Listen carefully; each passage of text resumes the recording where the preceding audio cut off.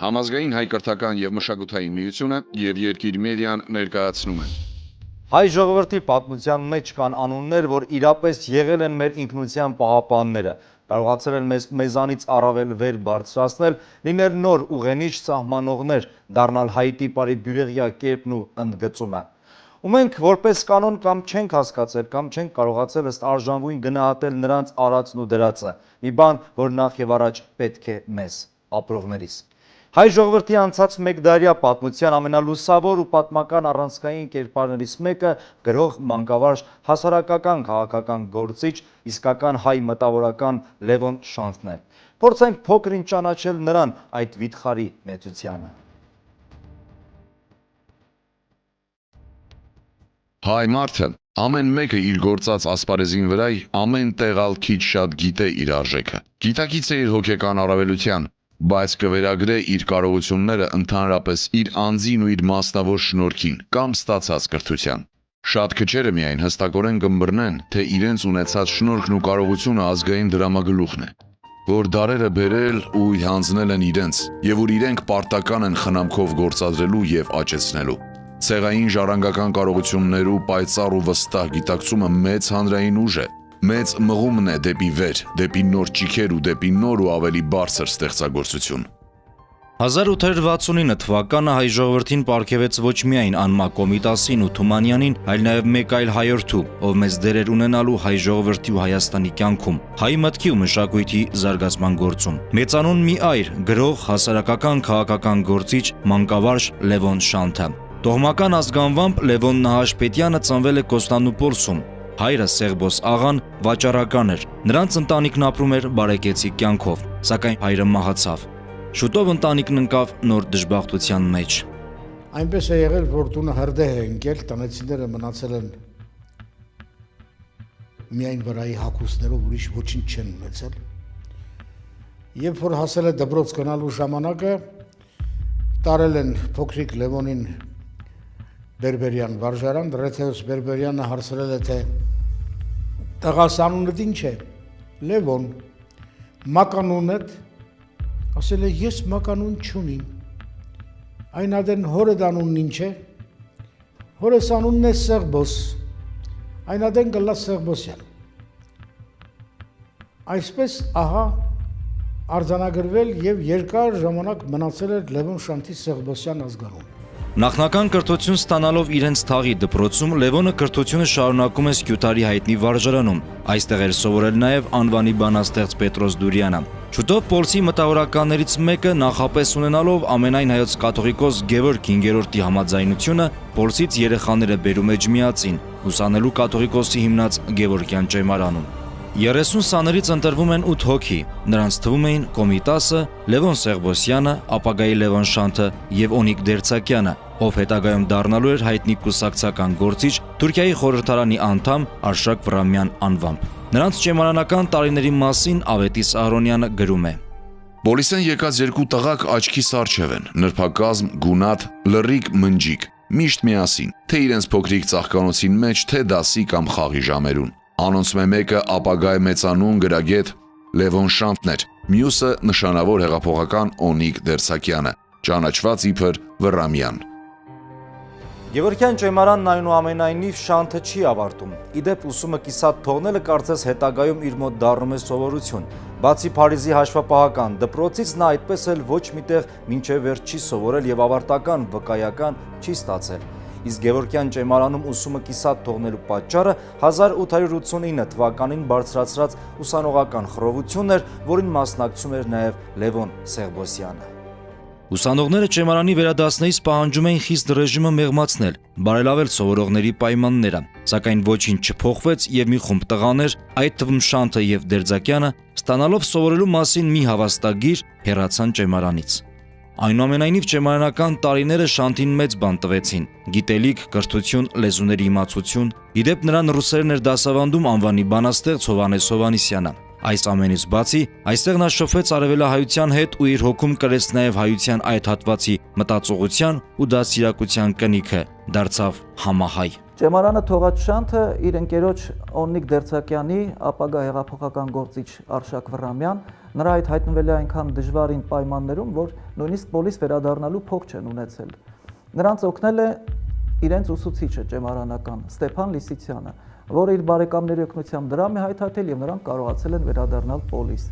Որոշ ժամանակ Շանթը ուսուցչություն է արել Պոլսի Գատը գյուղի եւ Կետիկ Փաշայի վարժարաններում, ապա 6 ամիս Ռոդոստոյի ազգային վարժարանում։ Շանթի մանկավարժական գործունեությունը ըստ էության սկսվում է այստեղից, որովհետև նրա բոլոր կենսագիրները նշում են այս փաստը՝ Ռոդոստոյի ազգային վարժարանում նրա դասավանդելը։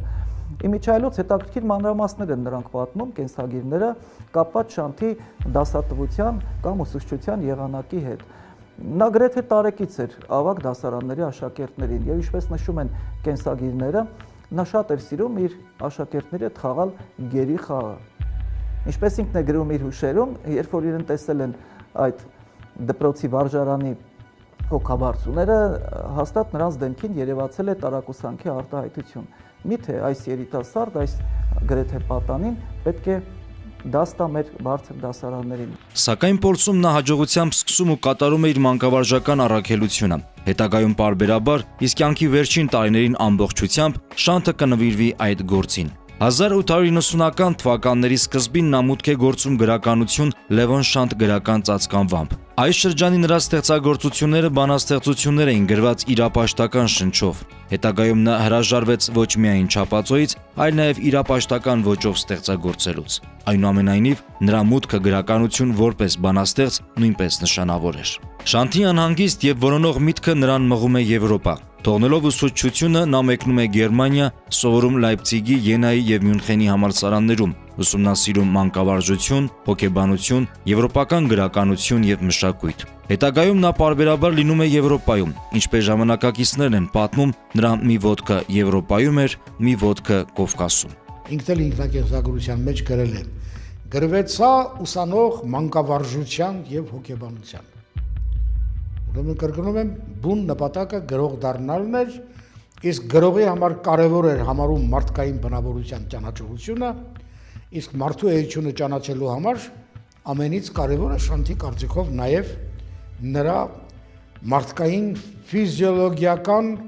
եւ անատոմիական հնարավորությունների խոր ճանաչողությունն էր։ Չունենալով նյութական բավարար միջոցներ Շանթը Եվրոպայում հաճախ էր ունենում դժվարություններ ու կանգնում ուսումը կիսատ թողնելու երկընտրանքի առաջ։ Այստեղ կրկին նրան օգնության էր հասնում իր ուսուցիչ Ստեփան Լիսիցյանը, ով բարերարների միջոցով օգնում էր Շանթին։ 1899 թվականին Լևոն Շանթը վերադառնում է այսօր Կովկաս։ Ահա այս ժամանակ էր, որ Թիֆլիսում Հովհաննես Թումանյանի գլխավորությամբ ստեղծվեց Վերնատունը, որը նշանակալի իրադարձություն էր հայ մտքի եւ գրականության զարգացման համար։ Վերնատան լուսավոր փաղանգի մեջ Թումանյանի, Դերենիկ Դեմիրճյանի, Ավետիք Իսահակյանի, Ղազարոս Աղայանի, Նիկոլ Աղբալյանի եւ ուրիշների հետ նաեւ Լևոն Շանթն էր։ Վերնատան պարապմունքները, վերնատան գրական միջոցառումները ունեին շատ լայն հետաքրքիր ընդգրկում։ Սա մի յուրօրինակ կյանքի համալսարան էր, որտեղ դիտարկվում կամ քննարկվում էին գրականությանը եւ արվեստին վերաբերող ամենաբազմազան խնդիրներ։ Քննարկում էին համաշխարհային մեծությունների ստեղծագործությունները։ Մի անգամ Հոմերոս էին քննարկում, մի անգամ Դանթե էին քննարկում, Շեքսպիրի ստեղծագործությունն էին դարձնում քննարկման նյութ, նոր ժամանակների դրամատուրգիայից Հենրիկ Իբսեն եւ Մորիս Մետերլինգ էին քննարկում։ Եվ թերևս այս էր պատճառը, որ տեսեք, վերնատան գրական մասնակիցները ամեն մեկը իրեն երևակայում էր եվրոպական մեծ գրողներից մեկը։ Այսպես օրինակ, Հովհաննես Թումանյանը, քանի դեռ ոգևորված էր Շեքսպիրով, իրեն Շեքսպիր էր համարում, բայց հենց որ սկսում է ոգևորվել Գյոթեով, գերմանացի մեծ բանաստեղծով, արդեն իրեն Գյոթե է համարում։ Դերենիկ Դեմիրճյանն իրեն Շիլլեր էր համարում, կամ նրան Շիլլեր էին ասում մտերիմները։ Ինքը Լևոն Շանթը, քանի որ շատ էր ոգևորված Հենրիկ Իբսենի եւ Շեքսպիրի ստեղծագործություններով, հենց Իբսենի հերոսներից մեկի Բրանդի անունով նրան էլ Բրանդ էին կոչում։ Շանթի համար Վերնատունը ընտանիք էր, տուն ու բույն։ Թիֆլիսում չունենալով բնակարան եւ կեցության միջոցներ նա հաճախ էր գիշերում Թումանյանի վերնատանը։ Անգամ երբ դեպի Եվրոպա կատարած կարճատև ուղևորությունից հետո վերադարձավ եւ Թումանյանը Թիֆլիսում չէր, նա բնակվեց Թումանյանի ընտանիքի հետ։ Իսկ մեծ բանաստեղծը կնոջն ուղված նամակում գրում է, որ անթույլատրելի է թողնել Շանթին բնակվել հյուրանոցում։ Այսպես նրանք իսկական հոգեկից ընկերներ էին այս բառի ամենախորը իմաստով։ Միասին կապված էին եղբայրական բարի, անշահ ու հոգևոր մեծ սիրով։ Եվ այդ մտերմությունը մի գեղեցիկ գույն ու խոհ է բերում հայ գրականությանը, առավել իմաստավորում երկու հայ զավակների կյանքն ու ստեղծագործությունը։ Թումանյանին ուղված 40-ից ավելի նամակ է մեզ հասել Շանթից, որտեղ Շանթը համոզում է Թումանյանին չանհանգստանալ, չտխրել եւ հասկանալ, վերլուծում է Շանթը հանճարի եւ հասարակության հարաբերությունը եւ ասում է միջավայրը ընդհանրապես ամեն ինչ կների, նա սիրում է կարեկցել, բայց նա չի սիրում նրան, ով իրենից բարձր է։ Սա հանճարների ողբերգությունն է։ Դու ասում է այդ ամենի պատճառը քո մեջ փնտրիր, քո առավելությունները եւ հիշեցնում է, որ դա ինքը իր կենսափորձից է ասում։ Եթե դու ունես առավելություններ, ուրեմն պատրաստ եղիր, որ միջավայրը քեզ այնպես չի ընդունի, ինչպես հարկն է։ Դրա համար ասում է ուշադրություն մի դարձրում, ընդհակառակը գնա դեպի վեր, որովհետև հանճարները նրա համար են, որ միշտ վերևում լինեն, բայց վերևում լինելով հանդերձ, ասում էր Շանթը, պետք է իմանան, պետք է սովորեն մենակությանը։ Եթե վերևում ես, ուրեմն մենակ ես, սովորիր այդ մենակությանը։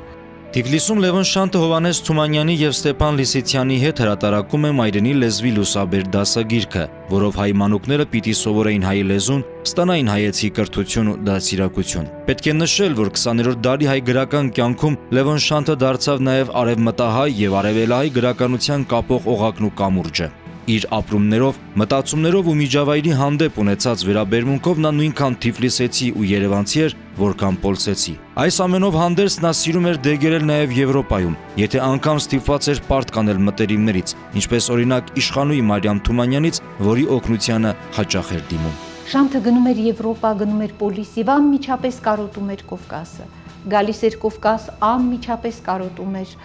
Եվրոպա։ Ինչպես Թումանյանը կատակով նրա անունը դրել էր միջազգային։ Ասում է, այդ միջազգայինը դաս է տալիս, աշխատավարձ ստանում, որ գնա Եվրոպա։ Կնոջն ու երեխային ուղարկել է, որ ինքն էլ գնա։ Սպասում է գարնանը, որ գնա Եվրոպա։ Այսինքն գալիս է այստեղ ու պատրաստվում է գնալու, գնում է այնտեղ ու պատրաստվում է գալու։ 1903 թվականին Եվրոպայում Լևոն Շանթն ամուսնանում է շամախեցի Ջավահիր Ներսիսյանի հետ։ Մեկ տարի հետո վերնատան քեֆերից մեկի առիթը Շանթի առաջնեկի Սուրենի ծնունդն էր։ Հետո ծնվում է Վիգենը, իսկ ավելի ուշ Արմիկը։ Այս տարիներին Շանթը հիմնականում զբաղվում է ուսուցչությամբ, լինում Թիֆլիսի Գայանյան դպրոցի տեսուչ, ապա 1908 թվականին տեղափոխվում Երևան եւ աշխատում որպես թեմական դպրոցի տեսուչ։ Այստեղ փաստենք մի կարևոր իրողություն։ Ըստ էության Շանթը այս շրջանի այն եզակի մտավորականներից էր, որին մենք տեսնում ենք ոչ միայն Թիֆլիսում գործունեություն ծավալելով, այլև այն ժամանակ մոռացված ու գավառական մի խեղճ քաղաք հիշեցնող Երևանում։ Իդեպ այստեղ նա մտավ նաև հայ հեղափոխական դաշնակցության շարքերն ու մինչև իր կյանքի վերջ մնաց որպես հավատավոր դաշնակցական։ Եվ այստեղ Երևանում էլ տեղի ունեցավ Շանթի եւ Երևանի գրական կյանքի ամենանշանավոր իրադարձությունը։ 1909 թվականի հունվարին, երբ նա հիվանդացել էր քութեշ հիվանդությամբ եւ փակված մնացել տանը, մեկ ամսում գրեց իր գլուխգործոցը՝ Հին Աստվածներ դրաման։ Հին Աստվածներ տպագրվեց 1912 թվականին, երբ Շանթը գտնվում էր Պոլսում եւ միանգամից մեծ ճանաչում բերեց գրողին։ Ճիշտ է, նրա նախորդ գործերը՝ Լեռան աղջիկը, Դրսեցիները, Դարձը, Դերասանուհին, Ճամփուն վրա եւ այլն, արդեն հրատարակված էին ու բավականին սիրված, այնուամենայնիվ ուրիշ էր արձագանքը թե ձևով եւ թե բովանդակությամբ բոլորովին նոր երևույթ ու մակարդակ նախանշող Հին Աստվածների հանդեպ։ Դրաման մեկ տարի անց բեմադրվում է Թիֆլիսում, ապա Բաքվում եւ այլ վայրերում։ Բոլոր թերթերն հեղեղված էին Հին Աստվածների մասին նյութերով, իսկ Բաքվում, Պոլսում, Երևանում եւ հատկապես Թիֆլիսում այս ստեղծագործության արդիվ կազմակերպվում էին գրական դատեր, որտեղ ասեղ գցելու տեղ չկար։ Կովկասը վերածվել էր Հին Աստվածների մի տաճարի, ուր ամեն օր մտքի, հոգու եւ բանականության, կյանքի ու փիլիսոփայության կռիվ էր։ Դրամայի ծնունդը նշանավոր էր նաեւ հայ թատրոնի համար։ Հայ թատրոնը տեսել է մինչ այդ չտեսնված մի երևույթ։ Այսինքն դալիճը բոլոր ներկայացումներին լեփ-լեցուն է եղել։ Ինչպես հետագայում խոստովանել է մեր անվանի դերասան բեմադրիչ Վաղարշ Վաղարշյանը իր հուշերում, ընկերներս, բարեկամներս եւ ես, ինքը 1913-ին Շանթի այս դրամայի հին աստվածների ներկայացումը դիտել է մեկ ոտքի վրա կանգնած։ 1913-ի ապրիլին տեղի ունեցել մեկ այլ զավեշտալի իրողություն։ Իր հրապարակային քարոզում Սևանա վանքի վանահայր Հայր Աթանասը նզովել է, բանադրել է Լևոն Շանթին հոգևորականությանը բեմ հանելու համար։ Ինչն էր այս ամենի պատճառը։ Երկար բարակ քննարկումներից, վերլուծություններից, դատերից, հոդվածներից, դասախոսություններից, գրքերից կարելի է անել մեկ ընդհանուր եզրակացություն։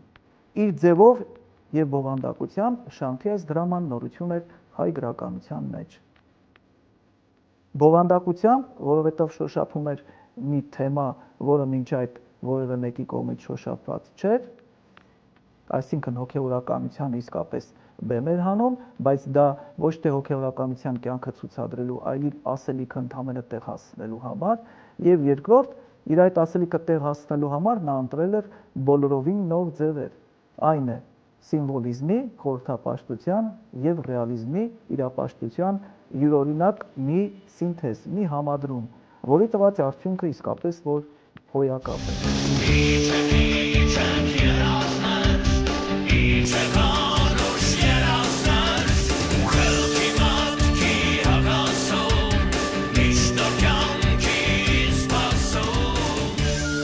Ծաղիկ կանաչ թարմ հյուսեր, բախտի կարկաչ ու հույսեր, դող ու անձուկ ու կարոտ, ծածուկ արցունք վարանոտ, խելքի մտքի հակասում, միշտ նոր կյանքի սպասում, աստղեր թովիչ, բոց ու կայծ, ցնորքներ վառ ու արկայծ, հավատ ուժի, մեծություն, փառքի կամքի գոյություն, շռինդ թնդյուն հպարտանք, իմաստություն, բյուր պատրանք, իջեք, իջեք երազներ, իջեք զգուշ երազներ, շոյող, անուշ երազներ, իջեք, քնքուշ երազներ։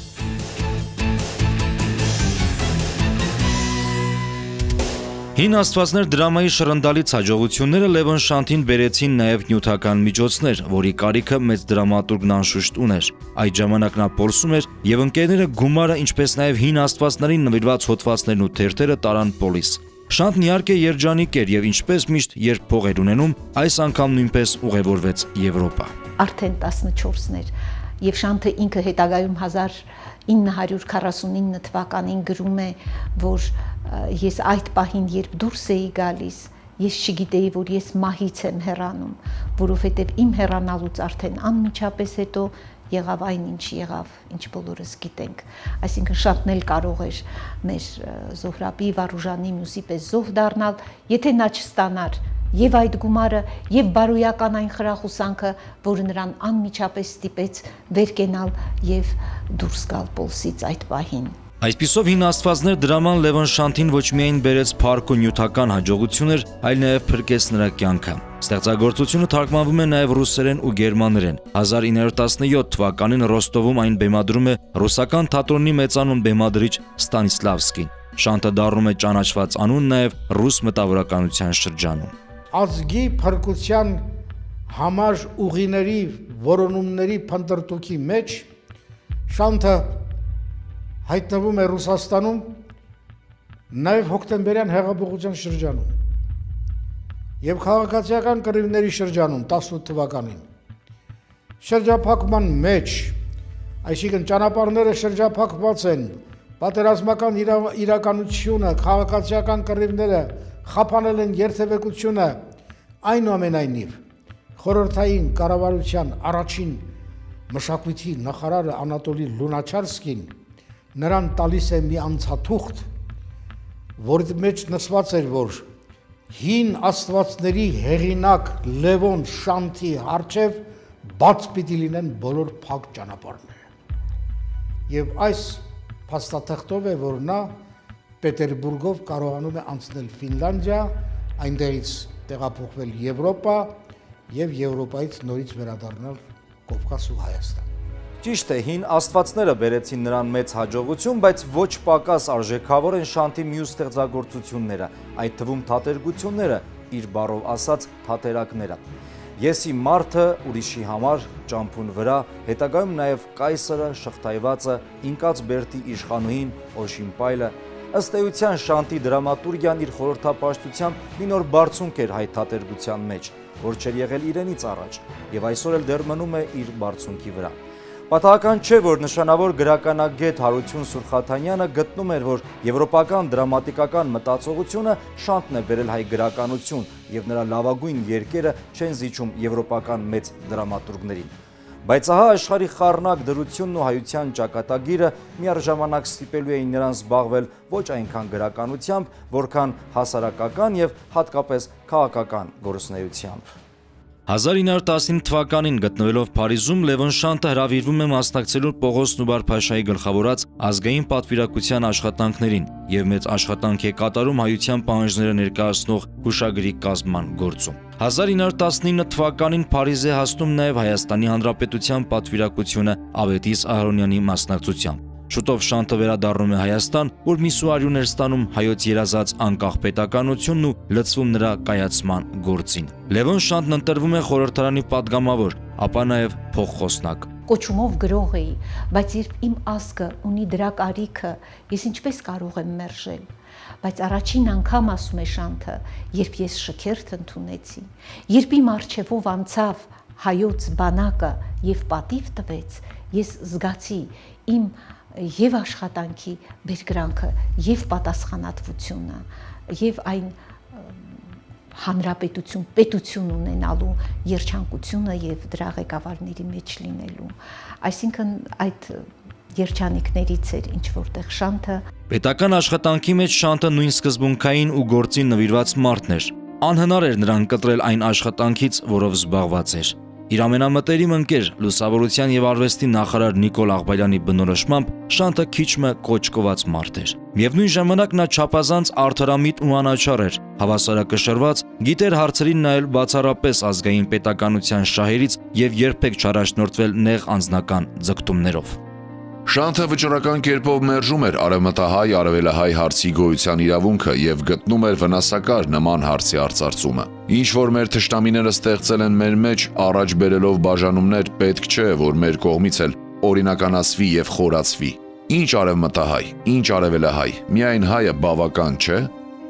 Մարդը փնտրեցեք, անհատի արժեքը գործի համար եւ ոչ թե ծննդավայրը։ Այդ օրերին Հայաստանում կարծես նա միակ արևմտահայրն էր, որ արևելահայերեն էր մտածում։ Հայաստանի անկախության դե-ֆակտո ճանաչման օրը Շանթն իրեն երջանիկ էր զգում։ Հայ ժողովրդի դարավոր պայքարի հաղթանակի օրն էր եւ իր նվիրական երազների պսակումը։ Այդ արդիվ խորհրդարանի հանդիսավոր նիստում արտասանում է մի ճառ, որը Վրացյանի բնորոշմամբ բովանդակությամբ ու ձևով ամենագեղեցիկն էր։ Մերն են այս հողերը, եւ հայ կամքը կուզե միացած տեսնել այս երկրին։ Մերն է տաճկա Հայաստանը, այդ պետք է գիտնան ամենը, եւ եթե պետք լինի վերադառնալ հին կռվին, մենք նորեն կհավաքենք մեր ուժերը եւ կռիվ կելնենք մեր արդար իրավունքները պաշտպանելու համար։ Հայաստանի առաջին հանրապետության շրջանում Շանթի քաղաքական գործունեության թերևս ամենակարևոր առաքելությունը Մոսկվա մեկնած Հայաստանի պատվիրակության ղեկավարումն էր, որը տարիներ շարունակ պատմագիտության կողմից տարբեր գնահատականների արժանացել, երբեմն անտեղի շարքվել ու գունազարդվել սուտ ու հիմնազուրկ փաստերով։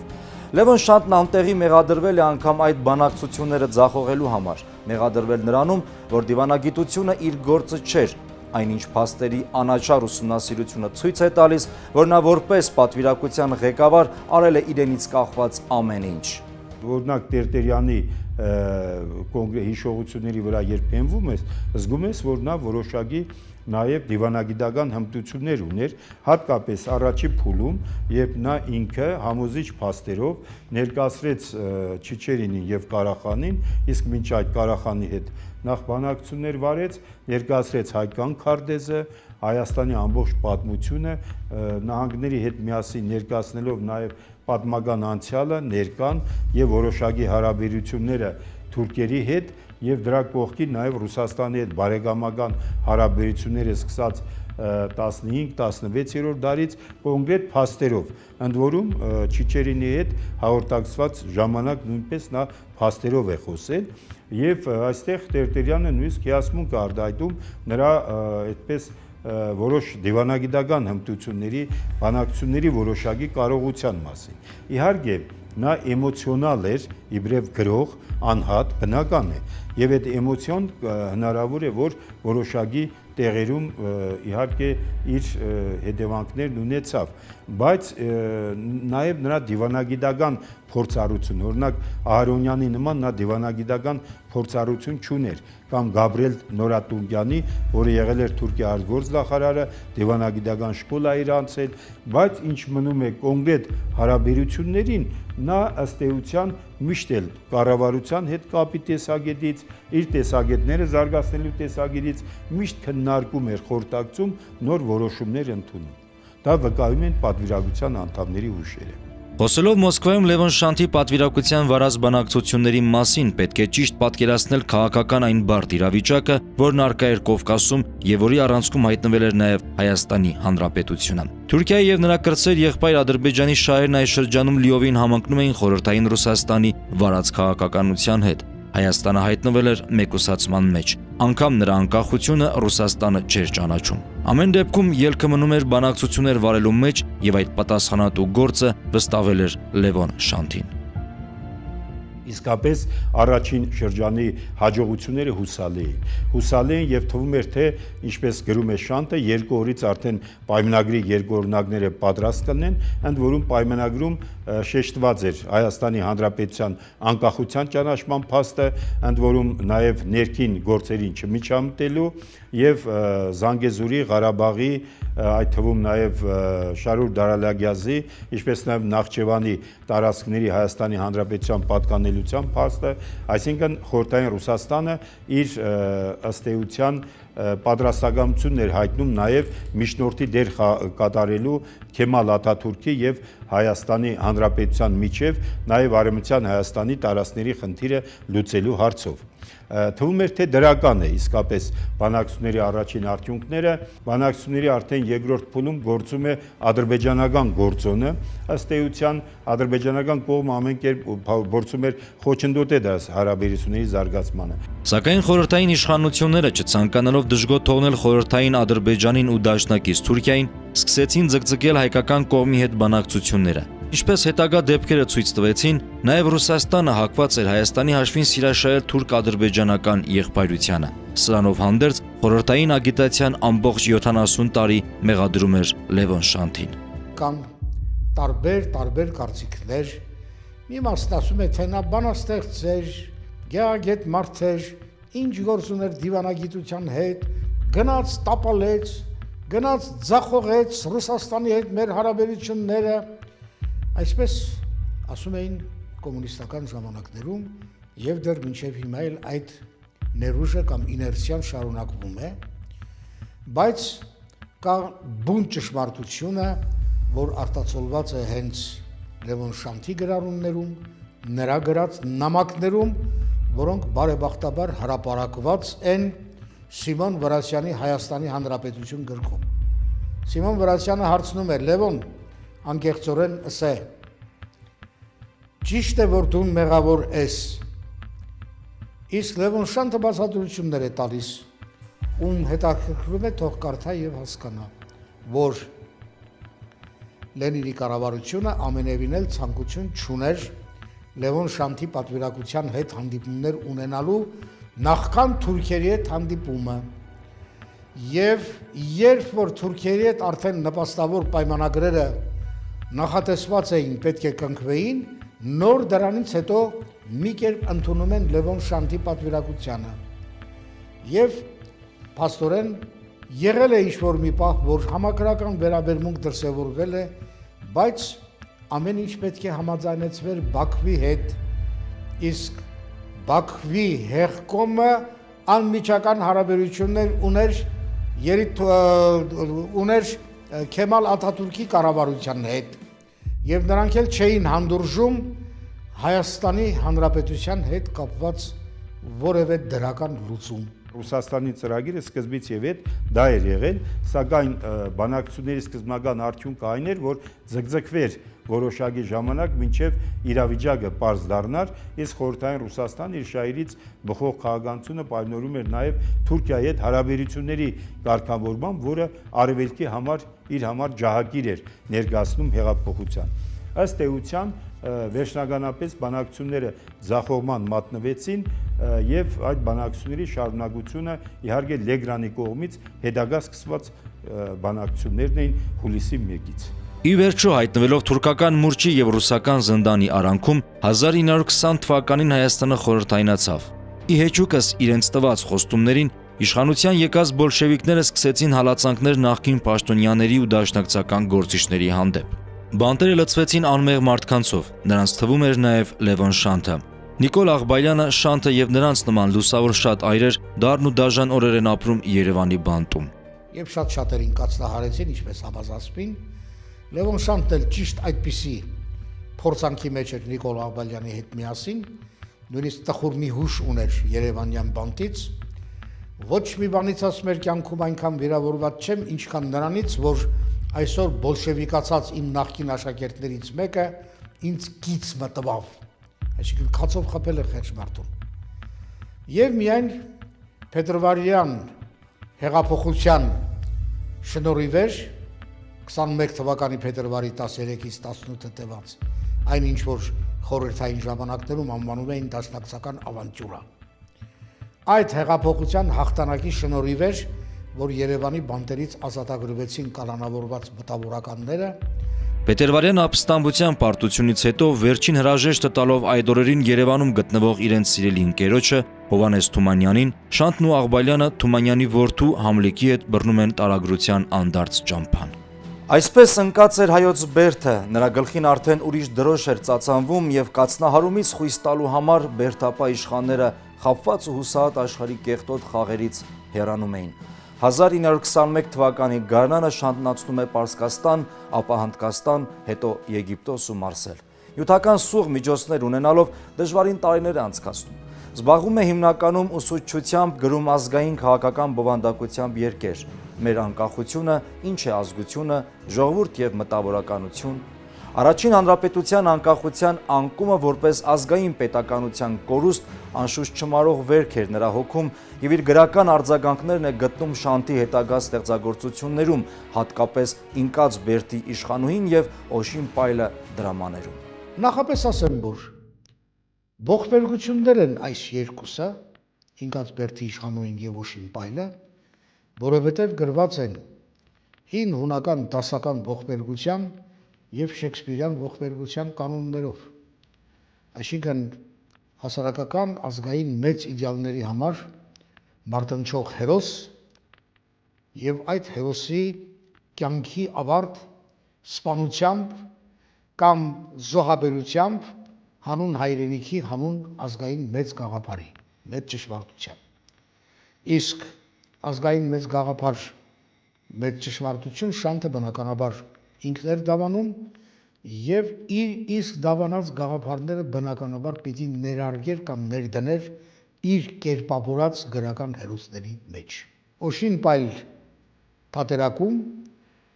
Լևոն Շանթը ներկայացնում է, թե ինչպես ուզում է ասել, թե ինչպես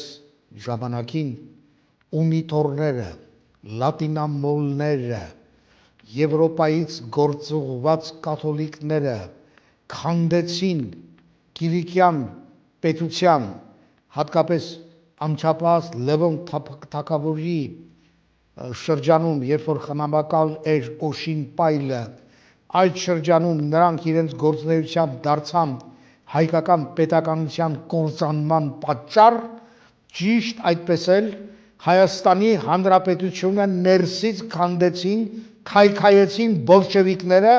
եւ դա դարձավ առաջին հանրապետության կործանման գլխավոր պատճառը։ 1926 թվականին Լևոն Շանթը հրավիրվում է Եգիպտոս դասավանդելու Պողոսյան վարժարանում, որի տնօրենն էր դարձել Նիկոլ Աղբալյանը։ Երկու անվանի մտավորականները, որ իրենց ողջ կյանքում մնացին անբաժան ընկերներ, հասկանում էին Սփյուռքի մեջ տիրող անմիաբան ու ոչ հայեցի մթնոլորտի ծանր հետևանքները։ Այս վիճակից դուրս գալու համար պետք էր ուղիներ փնտրել։ Նրանց կյանքն այսուհետ պիտի իմաստավորվեր նոր գործով, Սփյուռքում հայությանը հայ պահելու կարևորագույն առաքելությամբ։ Լևոն Շանթը գիտակցում էր, որ անհրաժեշտ է ստեղծել մի կազմակերպություն, որը համայնքային եւ հատվածական շահերից վեր, եկեղեցական կամ այլ տեսակի հովանավորությունից զատ պիտի ունենա մշակույթը իբրև նպատակ եւ ազգային մշակույթի ճամփով իրագործի հայապահպանություն։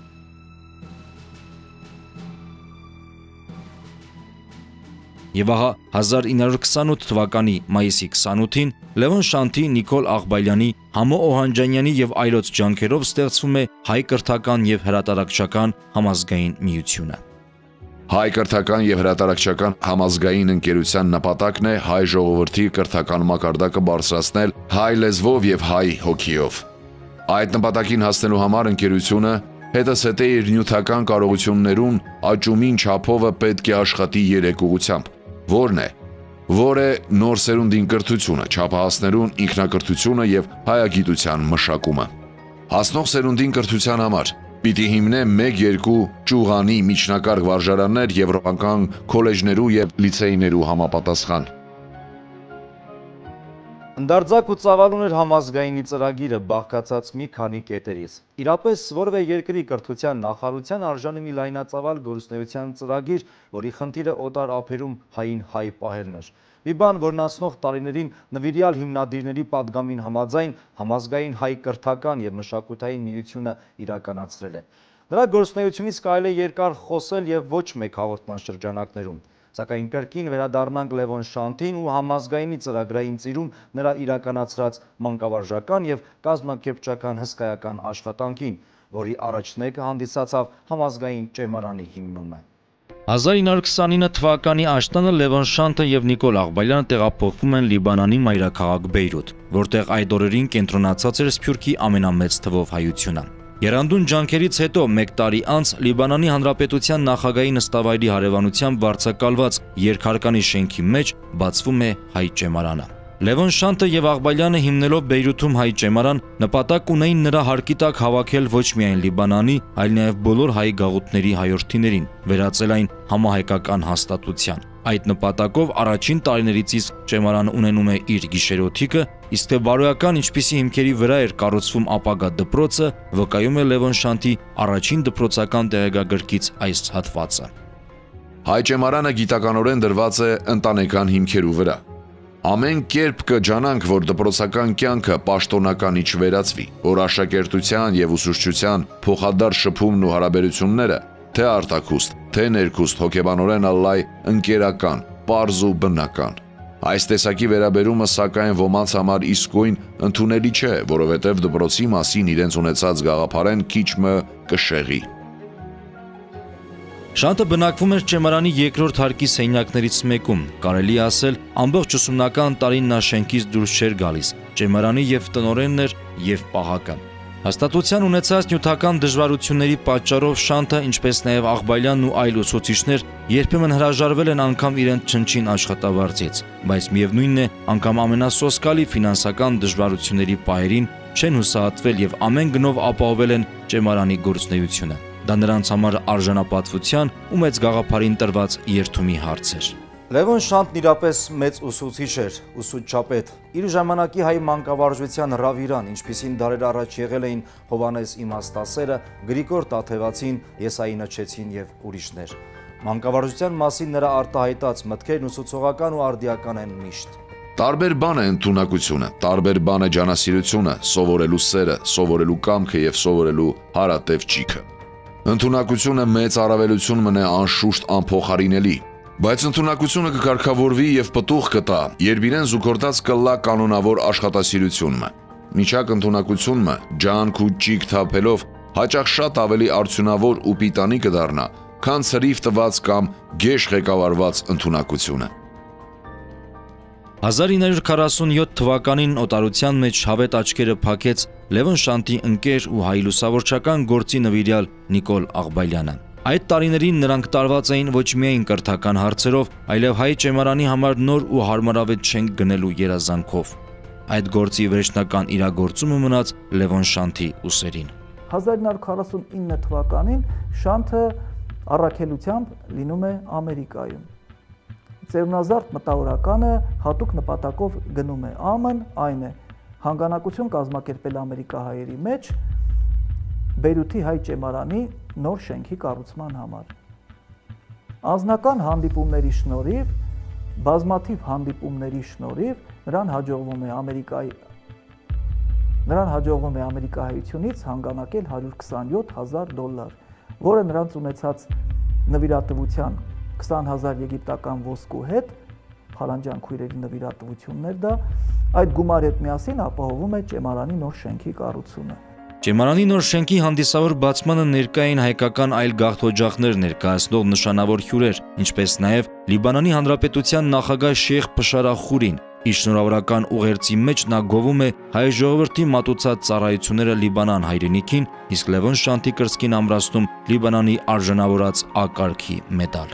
Համազգային նշան Փալանջյան ճեմարանն առ այսօր գործում է։ Այդ դարբնոցից են դուրս եկել բազում արժանի մտավորականներ, այն Սփյուռքում եղել եւ մնում է հայապապանության կարևոր կրվաններից մեկը։ 1950-ից 51 թվականների ուսումնական տարին Լևոն Շանթի տնօրինության վերջին տարին էր։ Հիվանդությունը բուն էր դրել առույգ, աշխույժ եւ հոգնել չիմացող մեծ գրողի մանկավարժի մարմնի մեջ։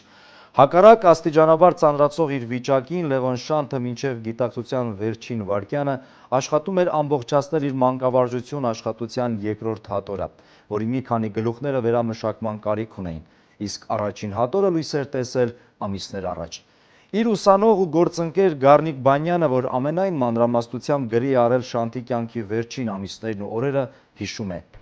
Ամբողջ 6 ամիս խոսեցավ ամեն բանի մասին՝ հայության, Հայաստանի, սփյուռքահայության ապագայի, գիր ու գրականության, դպրոցի, կրթության, հրատարակչության եւ ուրիշ շատ բաներու մասին, առանց իր անձին, իր ցավին մասին բառ խոսելու։ Միակ բանը, որ իր անձին կվերաբերեր, իր վերջին պատվերն էր։ Չեմ ուզեր դագաղից շուրջ աղմուկ, ոչ ծես եւ ոչ ալ արարողություն,